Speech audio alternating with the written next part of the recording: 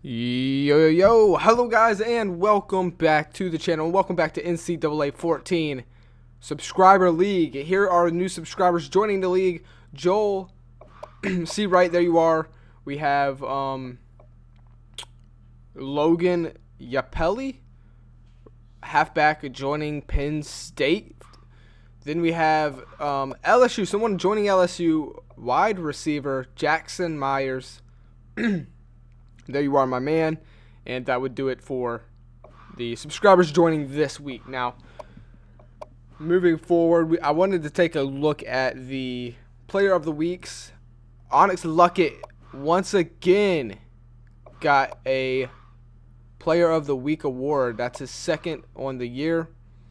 And so congratulations to him. He got one in week 1 and then he got one in week 6. Now, I have some bad news for some subscribers. Zaire Daniels torn tricep, 2 weeks. He's going to be gone. And basically I'm just checking all the subscriber teams. Make sure there's no subscribers that are injured. And there are a couple. So Georgia, Gage Evans sprained ankle. So hopefully you'll be back to play in next week. Moving forward to LSU, no, they have some injuries, but none are subscribers. But I'm sure those are good players, so that kind of sucks. Bad news: Amir Atkins out for the season with a foot fracture. The subscriber running back, man, that's horrible news right there. I hate to see that. Hopefully he can get better. And then San Ingram right there hurt. Nobody on Ohio State. And then this Jamie Bell, who just got put in, broken tailbone, out for 8 weeks, man.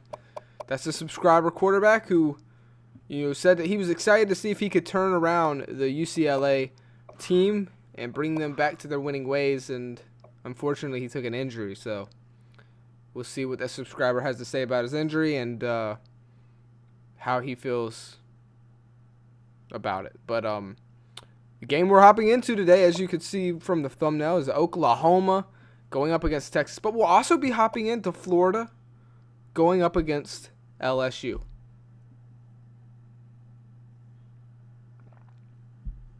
So it should be interesting. I do think that Florida should win the LSU game. And, look at this one. Penn State going up against Michigan. That's going to be a good one. Alabama at Kentucky. Alabama should dominate that game. But that's enough talking here. Let's go ahead and hop into the Texas and Oklahoma game. All right, so here we are. We have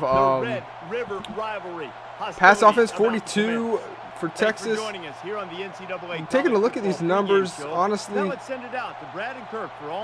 don't really know. I guess I would give Texas the upper hand in this.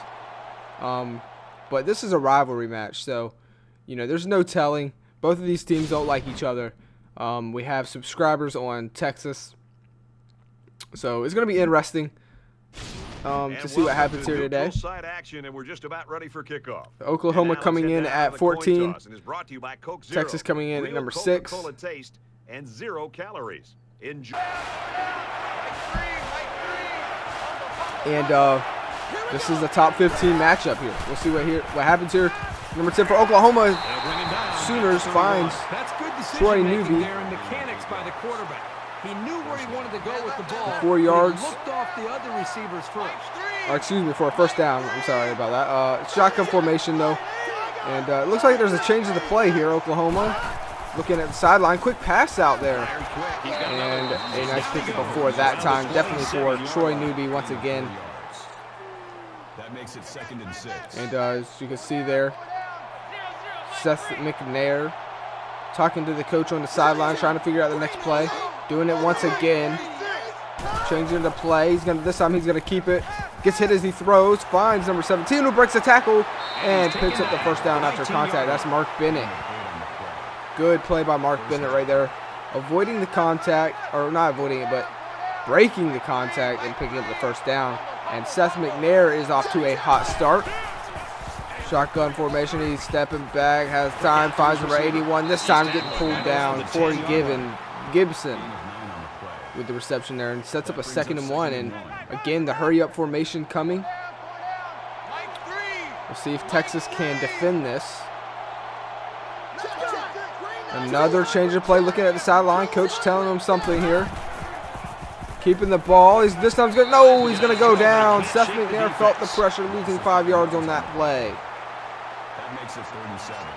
And we'll see what they come up with here on 3rd and 7. This is the 13th play of this drive.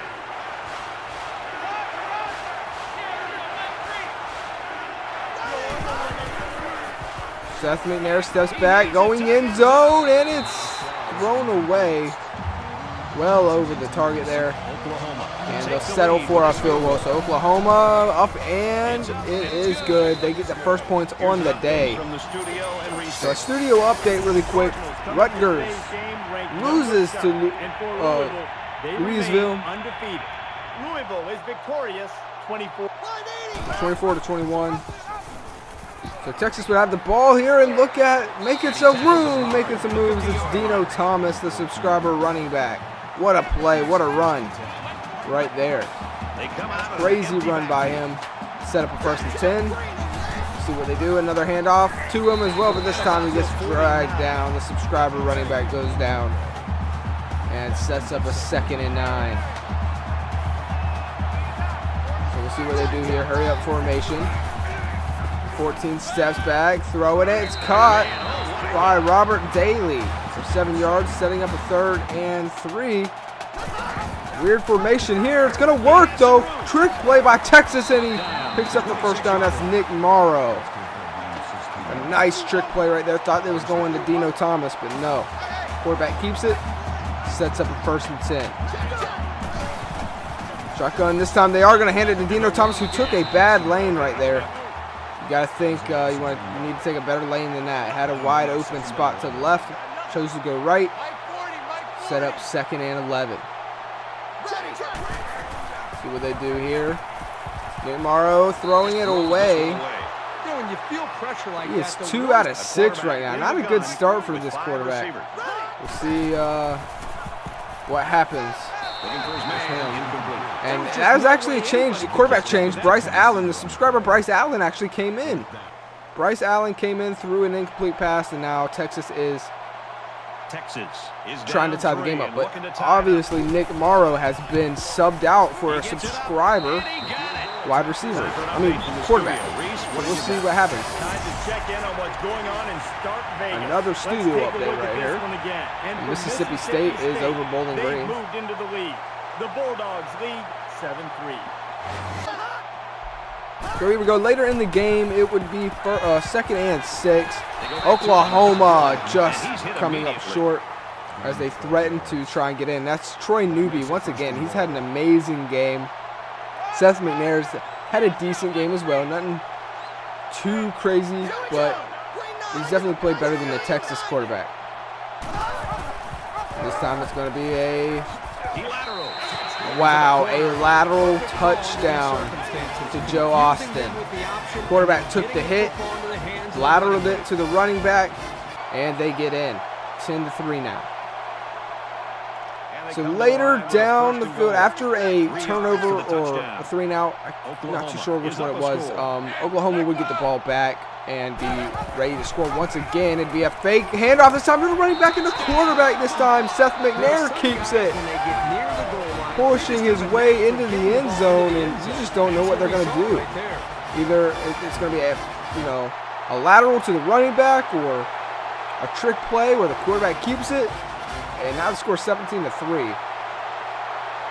So Kyle Hooten right there, Hooten with an 11-yard reception, trying to drive down the field. Can they get anything? It's 17-6. They settled for the field goal. And here we are. Later in the game, 3rd quarter, 4 minutes, 48 seconds left. Texas trying to not get an upset here. Dino Thomas says, "Get off of me, drink some milk," and he's still going down the field. He has nothing but daylight, gets tripped up by the shoelaces.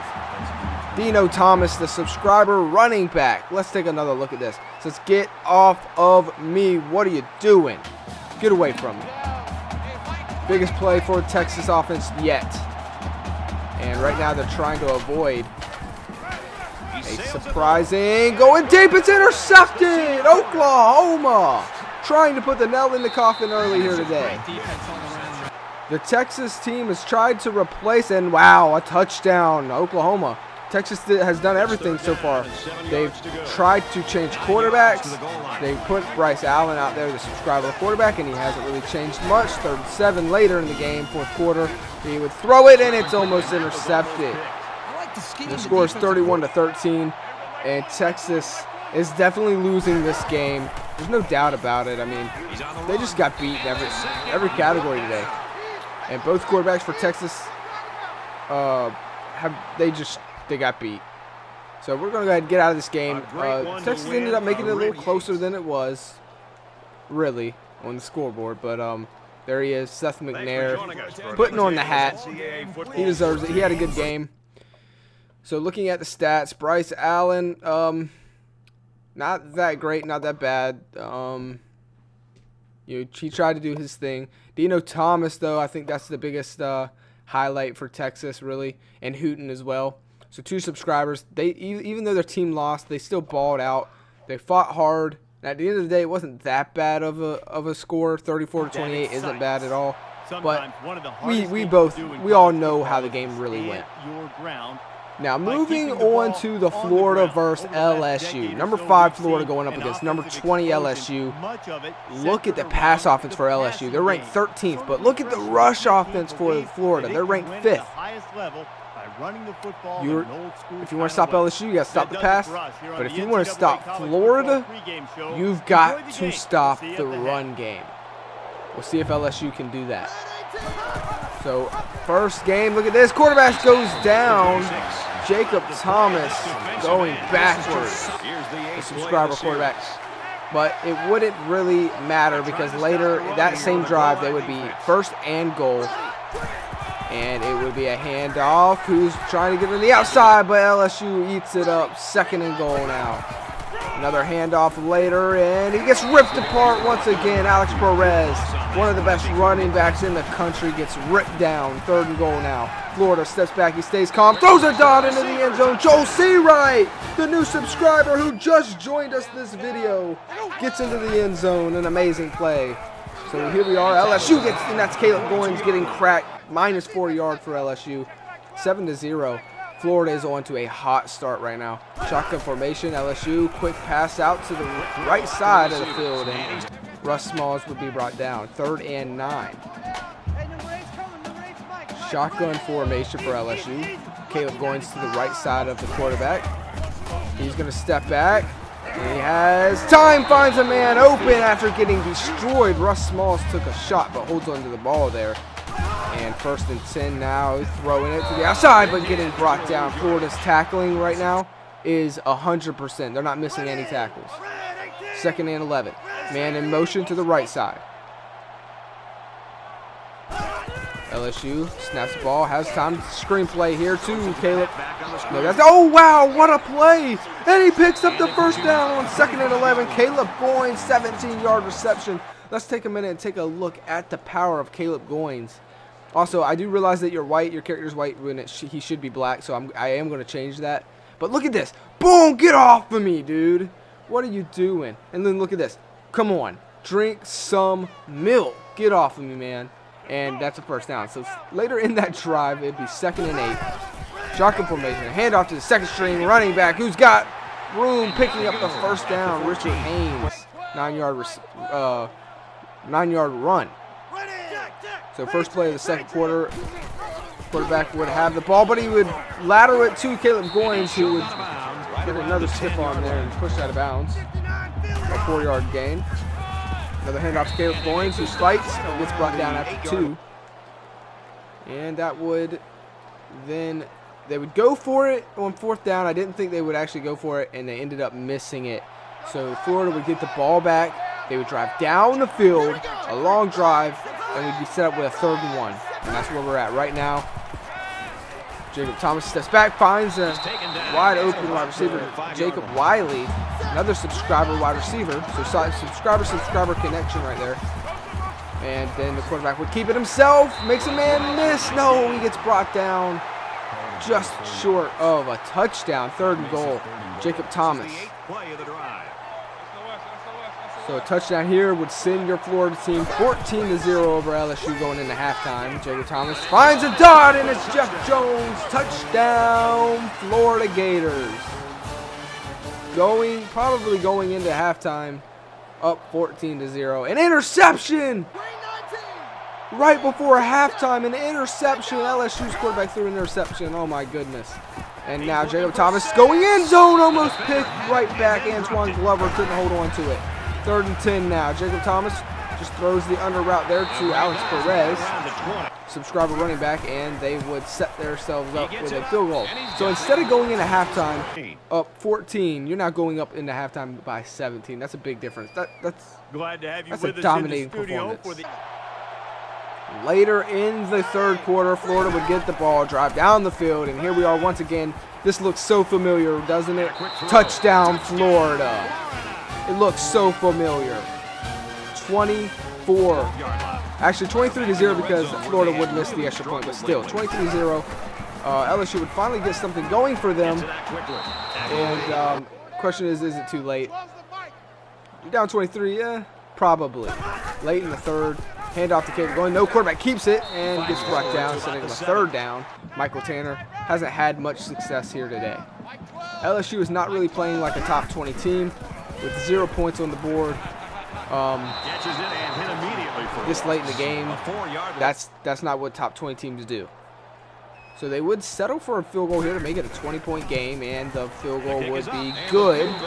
So successful there, but man, don't know how much longer you can really settle for those.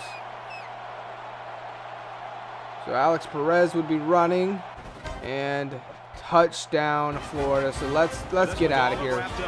Florida wins it in a dominating performance, proving why they're a top 5 team. And this says this is the play of the game, but really I think the play of the game goes to Caleb Goins, where he just stiff-armed the hell out of the guy, broke his spine, basically. Congratulations to Jacob Thomas and Alex Perez, 2 subscribers who balled out today in this game. Also, Joel Seawright, his first ever game, and he gets a big highlight. Gets that nice catch in the back of the end zone.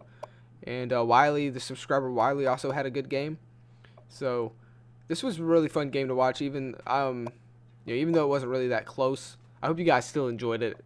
And you guys make sure to let me know. Taking a look at the rest of the scores around the league. Of course, you had like Auburn going up against a team like that where they just get dominated. You're always going to have those. We tuned into that one game. Wisconsin over Northwestern.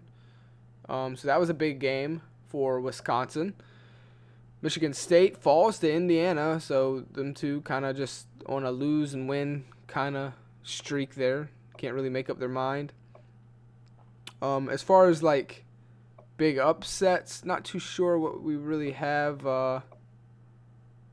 Boston College, in my opinion, I didn't expect them to beat Clemson. They beat them 40-20. So in my opinion, that is a surpriser. You know what I mean? Like an upset kind of deal. Both of them are top 25 teams, but I didn't expect Clemson to get beat like that. Also, I didn't expect LSU to get beat like this either. I mean, I know Florida looks good. They're 6-0, and I think they are on Alabama's level as well. Alabama winning their game, by the way. But I didn't expect Florida to dominate LSU that bad. I did think Florida would win, but not like that. On the other hand, Arkansas upsets South Carolina, giving them their first loss on the year. That's an upset, and we'll see how that affects them going forward in the rankings. But so there were some big upsets this week. Definitely makes us look at some teams differently now, but overall a lot of teams still look strong. Texas A&M loses to Ole Miss, so that was a very important game there. But yeah, So I'll leave you guys with the rest of it. Penn State, they just edge over Michigan. That's a big win for Penn State, keeping them in the top 25 and probably making Michigan drop a little bit. But we will definitely be leaving it here. I don't know what's up with Georgia. You guys got to figure it out. You're 1-5. I did not expect Georgia to be playing the way they're playing.